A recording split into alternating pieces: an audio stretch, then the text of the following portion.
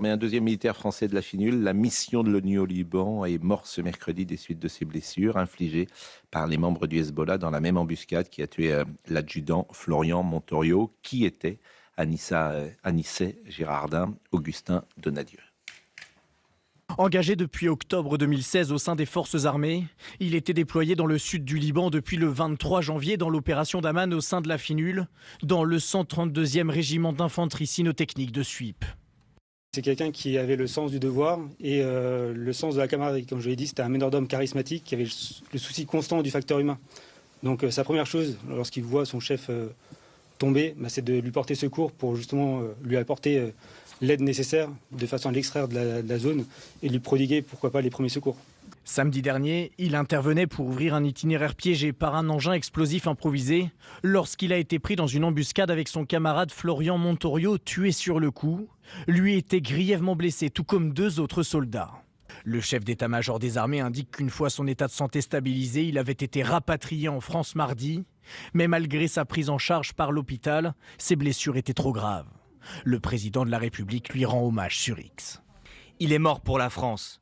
La nation qui rendra demain un hommage à l'adjudant Florian Montorio, mortellement touché au cours de la même embuscade, salue avec émotion la mémoire du caporal-chef Anissé Girardin et son sacrifice. Elle adresse également ses pensées les plus sincères et sa profonde compassion à sa famille, à ses proches, ainsi qu'aux familles des autres blessés. Le caporal-chef Anissé Girardin agissait en qualité de chef d'équipe cynotechnique au sein de la FINUL, la force intérimaire des Nations Unies au Liban qui compte 700 militaires français, a perdu en moins d'une semaine 2 casques bleus engagés pour la paix. Vous avez peut-être écouté tout à l'heure le remarquable éditorial de Charlotte Dornelas sur l'antenne d'Europe 1 et elle revenait sur le sens du sacrifice et la mort de ces soldats. Qu'est-ce que ces gamins-là ont de plus que ceux qui se plaignent, qui détestent, qui rejettent, qui détournent le regard, qui s'enferment ou qui plus simplement se détachent de tout destin commun, disait-elle. Ils sont de la même génération, issus de la même société. Alors comment ont-ils réussi à trouver un sens à leur vie, à s'engager et à ne pas reculer malgré l'effort immense que cela réclame? Ils ont un point commun, ils ont appris à obéir, à servir, à s'entraider, à tenir, à persévérer, mais ils ont aussi appris à honorer leurs anciens, etc. etc. C'est un très beau texte de Charlotte, comme toujours, mais c'est vrai que le sens du sacrifice, on en a parlé hier, Richard Millet, l'engagement. Oui, il y a 2 domaines dans lesquels on ne peut pas tricher, à mon avis, c'est la médecine et le devoir militaire. Vous ne pouvez pas tricher, là. Et avant de parler de sacrifice, je parlerai de devoir. Il a fait son devoir de militaire et il s'est sacrifié, bien entendu, puisqu'il était dans le cadre d'une mission de paix où il ne pouvait pas répliquer militairement, puisque c'est un casque bleu, et il a été assassiné, au fond, par les terroristes du Hezbollah. Donc c'est encore plus tragique, si vous voulez, parce qu'il n'est pas mort, si vous voulez, en combattant, il est mort assassiné. C'est tout à fait différent. Alors, est-ce que politiquement, ça peut changer C'est le 3e mort français, Thomas Bonnet? Oui, le premier, c'était en Irak, dans les cadres d'entraînement avec les Kurdes. Et là, ça fait 2 soldats morts au Liban. Ça montre simplement que ce conflit-là nous concerne au premier chef, parce que nous avons des hommes sur place, mais plus généralement parce que, et Richard le disait, en face, ce sont les terroristes du Hezbollah. Et les terroristes du Hezbollah visent les Occidentaux au sens large, et nous sommes parmi les Occidentaux. Donc effectivement, ce conflit nous concerne. À ceux qui voudraient détourner le regard, c'est impossible parce que nous sommes très directement concernés. On ne va pas rappeler là en plus le pédigré du Hezbollah en ce qui concerne la France. Nous avons été nous-mêmes meurtris à plusieurs reprises par cette idéologie. Mais, Pascal Pierre Garbarini. Ce serait intéressant que M. Barrot, qui est ministre des Affaires étrangères, nous réexplique la différence entre le Hezbollah politique et le Hezbollah militaire, puisque j'ai l'impression qu'il fait une distinction. Là, il faudrait peut-être qu'il explique aux familles, par exemple. Et c'était la question de Frédéric Aziza qui lui disait, est-ce qu'à l'époque, il y avait la branche armée des nazis et la branche politique des nazis? Et j'ai trouvé que la question était vraiment très pertinente de Frédéric Aziza à Jean-Noël Barrot. Alors, il y aura un hommage tout à l'heure, vous le savez, un hommage à Montauban. Qui sera, je ne sais pas d'ailleurs, est-ce que le président de la République sera présent? Ce sera Catherine Vautrin qui représentera l'État en sa qualité de ministre des Armées. Et mais pourquoi le président de la République? Bonne question. On s'était déjà posé la question, rappelez-vous, lors de l'hommage justement aux premiers soldats qui étaient tombés en Irak. Ouais. Je ne sais pas, d'ailleurs, pourquoi il n'y a pas de cérémonie non plus aux Invalides. Je ne maîtrise pas assez les protocoles militaires pour vous répondre, mais on peut se poser la question, en effet. Mais il n'y a pas besoin de maîtriser, hein. Georges Fenech, non mais il y a un code. Sa place était là, quoi. Mais alors pourquoi parfois aux invalides et pourquoi parfois pas aux invalides? Est-ce qu'il y a un code, si j'ose dire, politique? Et je pose la question sans esprit de polémique du tout. La tradition, les codes, il y a une tradition républicaine. Le chef de l'État rend hommage aux soldats qui sont tombés. Il est présent, il est aux invalides. Ils ne sont même pas aux invalides, vous vous rendez compte? Il n'y a pas le Premier ministre non plus. Alors, donc, il faut juste préciser que le président de la République n'est pas en France, qu'il va à Chypre, puis en Grèce. Donc, il y a Ouais, ces donc, données-là qui rentrent en ligne de compte. Ça s'entend. Ça, je vous dis, je veux, sur un sujet comme celui-là, je pense qu'il n'est pas... Non, mais la Si question... le régiment est à Montauban, peut-être qu'ils ont souhaité que ça soit au sein justement une marque par rapport à l'appartenance à un régiment. Maintenant, est-ce qu'on doit rester les bras croisés en attendant d'autres morts, soldats de la FINUL? Quel est le rôle de la FINUL? Qu'est-ce qu'on attend pour réagir contre le Hezbollah? C'est Claude Moniquet qui disait hier qu'on ne répond jamais. On est attaqué par le Liban depuis 50 ans, on n'a jamais répondu. Oui, et ça ne vous pose pas de question, cela? C'est une question. Mais ça me pose une question. Et d'ailleurs, si on est absent totalement de la table des négociations entre Israël et le Liban, ça explique Georges Fenech. Nos liens troubles, au moins qu'on puisse dire, avec le Hezbollah, branche politique, c'est un vrai sujet. Écoutez Jean-Noël Barrot qui a réagi ce matin et sur le rôle politique, la responsabilité politique du Hezbollah. S'agissant des circonstances de leur décès, eh bien, nous l'avons dit, c'est au cours d'une embuscade qu'ils ont été pris pour cible. Ils ont succombé à leurs blessures. Tout laisse à penser que la responsabilité de ce crime incombe au Hezbollah. Nous avons exigé que les responsables de cet acte odieux puissent être arrêtés et traduits devant la justice. Et les autorités libanaises nous ont assuré qu'elles donnaient la priorité la plus élevée à cette enquête. Hommage, je vous le disais, à Montauban aujourd'hui. Voyez et écoutez le sujet de Célia Judas. De la mort du caporal-chef Anissé Girardin à Montauban, c'est un hommage singulier qui sera rendu aujourd'hui à son frère d'armes, Florian Montorio. De disparition en 4 jours qui bouleverse la communauté militaire. C'est une peine partagée et beaucoup de pensées qui vont d'abord vers la famille, vers les frères d'armes et de solidarité aussi. Les obsèques se tiendront dans la plus stricte intimité militaire, mais aux abords du 17e régiment du génie parachutiste de Montauban, de nombreux riverains viennent témoigner leur soutien. On sait tous ce que c'est que de perdre quelqu'un de proche, quelqu'un avec qui on a été dans le même trou, comme on dit. C'est quand même des personnes qui sont là pour nous défendre, pour nous protéger. Et puis ce sont aussi nos enfants. Quand on fait une commémoration, ils sont là. Et puis bon, on les rencontre partout. Au total, depuis le début de la guerre menée par Israël et les États-Unis contre l'Iran, 3 soldats français ont été tués dans l'exercice de leurs fonctions. Richard Millet. Permettez-moi de sourire quand j'entends M. Barrot, hélas, dire qu'il souhaite que les Talibanais arrêtent les auteurs du meurtre de ce soldat. Les Talibanais ne peuvent rien faire contre le Hezbollah. Et j'aimerais beaucoup savoir ce que M. Salam, Premier ministre libanais qui est venu il y a 2 jours, n'est-ce pas, en France, a pu dire à M. Macron. Parce que M. Salam est un sunnite minoritaire au Liban. Premier ministre, mais minoritaire. Vous voyez ? Est-ce qu'on sait, Marie-Hélène Trémollet En tout cas, ce qui a marqué la séquence, de fait, c'était pas forcément l'échange entre Emmanuel Macron et le Premier ministre libanais, c'était plutôt la remise en cause de l'accord entre l'Union européenne et Israël sous la pression espagnole. Et c'est là-dessus, Emmanuel Macron savait ce qu'il faisait en répondant aux questions, et c'est là-dessus qu'il a choisi plutôt de marquer le coup en rappelant il a annoncé qu'il y avait quand même une interrogation qui se posait sur cet accord. C'est compliqué la position française après parce qu'ils ont été exclus de toutes les discussions avec Washington. Donc Emmanuel Macron, dans tous les cas, a du mal à faire entendre sa voix depuis le début du conflit dans la région. Les gardiens de la Révolution, l'armée idéologique de l'Iran, ont affirmé mercredi que leurs forces navales avaient intercepté 2 navires tentant de franchir le détroit d'Ormuz et les avaient dirigés vers les eaux territoriales iraniennes. Il y a une réaction de Donald Trump cette nuit, compte tenu de la profonde division qui règne au sein du gouvernement iranien, ce qui n'est guère surprenant, et à la demande du maréchal Hassim Munir et du Premier ministre pakistanais. Il nous a été demandé de suspendre notre attaque contre l'Iran jusqu'à ce que ses dirigeants et représentants présentent une proposition unifiée. Écoutez Caroline Leavitt, qui est la porte-parole de la Maison-Blanche et qui, elle, évidemment, est sur la ligne de Trump. L'Iran est étranglé, dit-elle.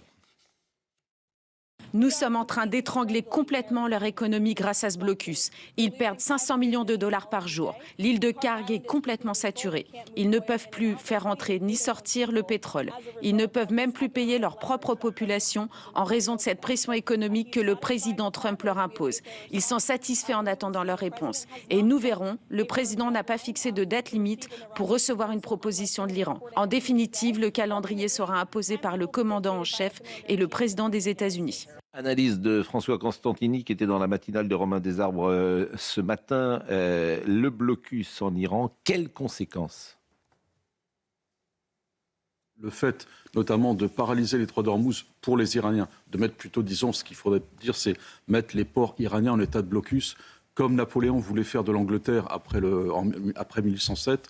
L'Angleterre avait connu quelques mois après des émeutes ouvrières parce que l'Angleterre ne pouvait plus commercer.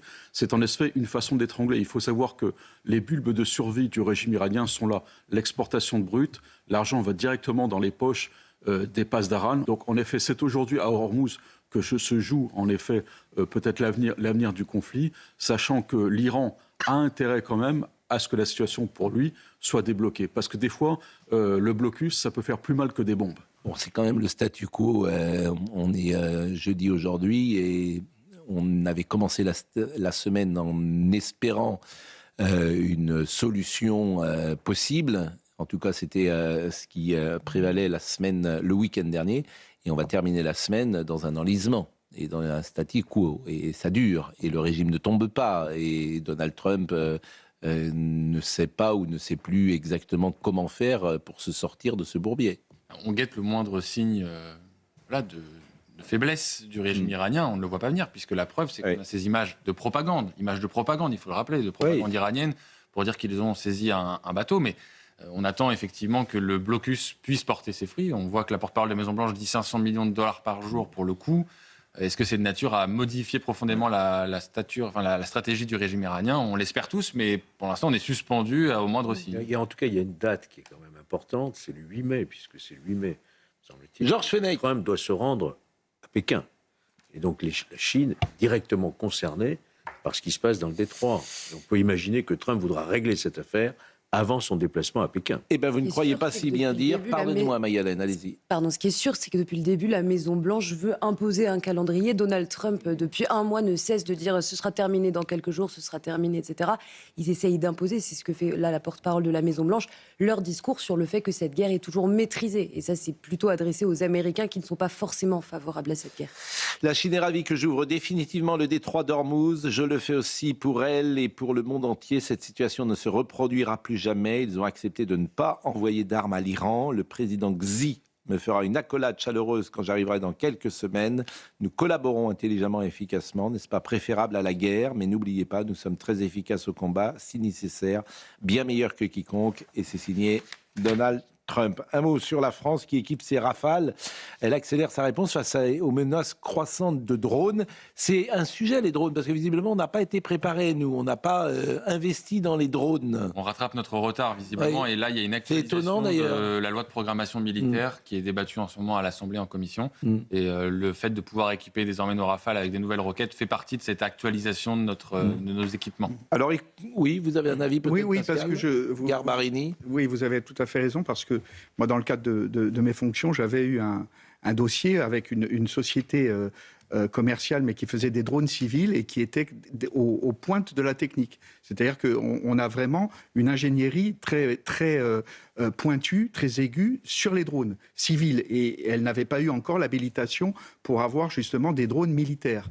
Donc, si on veut, on peut. C'est une question, effectivement, qui est posée à l'armée française. Pourquoi ne s'est-elle pas équipée en drones alors que ça se passait en Ukraine et qu'on voyait l'efficacité des drones? Écoutez, Olivier Pallier, c'est un pilote de Rafale et il expliquait pourquoi il y a ces nouvelles roquettes, nouveaux missiles dont seront équipés les Rafales. En fait, l'idée d'équiper les Rafales de ce nouvel armement, c'est pour s'adapter aux drones, notamment aux essaims de drones qui sont en train de sévir un petit peu partout dans le monde. C'est une nouvelle doctrine d'emploi, en fait, tout simplement, avec une menace qui a évolué avec le temps et la modernité. Et donc, on est obligé d'adapter l'armement de nos avions pour un enjeu simple, c'est gagner la guerre du coût. C'est-à-dire qu'aujourd'hui, il faut baisser le coût des armements. C'est complètement indécent de tirer des drones qui coûtent 20 000 € avec des armements qui valent plus de 600 ou 700 000 €. Voilà ce que nous pouvions dire sur le chapitre militaire ce matin, Richard Millet. Je voulais juste ajouter que, en fait, on avait créé des drones, mais on s'est aperçu qu'ils étaient trop grands. Et on est obligé de renoncer à ce programme. Ah bon ? Oui, la guerre en Ukraine nous a montré que ces drones trop grands étaient beaucoup trop vulnérables. Et les Shahed, puisque pour ne parler que d'eux, ont montré leur rapidité. C'est quoi les Shahed ? Les Shahed, c'est les missiles, les drones iraniens. Shahed veut dire témoin ou Ils sont martyr. utilisés aussi par la Russie en Ukraine. Voilà. Donc, on s'est aperçu qu'on était à la traîne, encore une fois. C'est un peu comme le Minitel par rapport à Internet, si vous voulez. Bon, voilà ce que nous pouvions dire, en tout cas, sur ce sujet. On va ouvrir maintenant la page rugby, si j'ose dire, parce que la querelle rugby est intéressante. Tout ce qui appartient à l'identité française est régulièrement attaqué par la gauche ou l'extrême gauche. Et aujourd'hui, c'est un procès en racisme qui est fait au rugby, ce qui est quand même extraordinaire. Bon, et à l'identité française du rugby. Alors, on se souvient Jean Dujardin qui avait été attaqué lors de la cérémonie d'ouverture. Et puis, il y a ces images de la Marseillaise chantée à plein poumon, à pleine voix, dans le Stade de France. Et j'ai envie de commencer notre séquence précisément par cette Marseillaise parce qu'elle nous fait tout simplement, elle nous donne du baume au cœur. Voilà comment les rugbyman et les spectateurs du Stade de France entonnent la Marseillaise.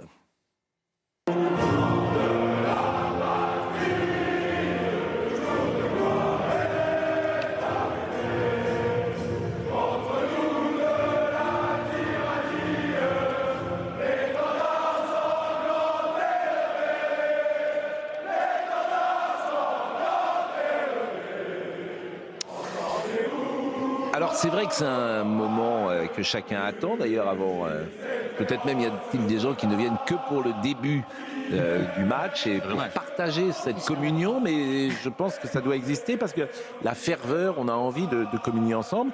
Et je vous parle de ça ce matin parce que sur la chaîne YouTube Parole d'honneur, vous avez un député de la France Insoumise qui a dénoncé un rugby qu'il juge raciste, soulignant la couleur de peau de ceux qui le pratiquent au niveau des amateurs. Il a dit il n'y a que des blancs, etc. Ce qui fait que hier, Alexandre Ruiz, qui est le manager de Soyeux Angoulême, merveilleuse ville d'Angoulême, où il fait toujours très très beau, a pris la parole pour dire ça suffit, parce que maintenant c'est le rugby qui est attaqué, toujours sous le même angle d'ailleurs. Donc écoutez ce qu'a dit Alexandre Ruiz. J'ai lu ça hier soir et j'étais pas tout seul, j'étais entouré de quelques joueurs du SA15 de couleurs de peau complètement différentes et d'origines différentes. Pour certains d'entre eux ont été choqués. Et c'est dommage qu'on puisse caricaturer le rugby à un sport de blanc. Étant moi-même divorcé d'une femme brésilienne avec 2 enfants métis, dont un qui joue au rugby. Voilà, je suis aussi choqué quand dans mon groupe de joueurs, je vois que j'ai des joueurs d'origine complètement différentes, irlandaises, anglaises, australiennes, néo-zélandaises, africaines, algériennes, marocaines, canadiennes. Et que je me dis que ce sport, il est fait pour tous. Et avoir des politiques qui prennent des partis aussi fortes, portant des propos aussi injurieux, je trouve ça hyper dangereux. Je vois pas où il y a nécessité de faire de la polémique dans de la politique à ce moment-là. Gardons nos valeurs qui sont les nôtres et que chacun reste à sa place et les moutons seront bien gardés. Bravo d'abord à Alexandre Ruiz de répondre. Parce qu'il faut vraiment répondre face à ces hommes politiques qui pourrissent le débat politique, et notamment l'extrême gauche, et qui attaquent, effectivement, en plus, en disant n'importe quoi, le rugby et ce qu'il représente. Pascal Pierre Garbin. Oui, alors moi, je souris parce que le hasard a voulu que hier, je dîne avec des gens qui sont très impliqués dans le rugby. Voilà. Et donc, ils étaient au courant de cette polémique. Et manque de chance pour M. Porte, qui a joué au rugby et qui n'était pas, on va dire, le couteau le plus aiguisé du tiroir en tant que joueur. Vous voyez ce que je veux dire ? Il était même pas très très bon. Et il peut déjà remercier son papa qui était entraîneur et qui le faisait jouer. Alors quand on a un niveau qui est assez, on va dire, en dessous du niveau des autres et qu'on joue quand même, la moindre des choses, c'est d'avoir de l'humilité. Et s'il était un grand sportif, ce qu'on apprend dans le sport, c'est d'être humble. Parce que les polémiques, elles se font sur le terrain. Mais il a dû l'oublier, en fait. C'est peut-être pour ça. Est-ce qu'on doit accorder du crédit? C'est ça, Thomas Porte, les injures. Non, mais moi, je ne l'ai même pas cité. C'est la question. Pardonnez-moi, je ne l'ai même pas cité ou à peine cité et je ne l'ai pas repassé. Ce n'est pas ça qui m'intéresse, d'une certaine manière. C'est que ça va bien au-delà. C'est-à-dire que le rugby n'est que, quelque chose qui est attaqué par l'extrême gauche comme un symbole. Comme le symbole du canon français, par exemple. Exactement.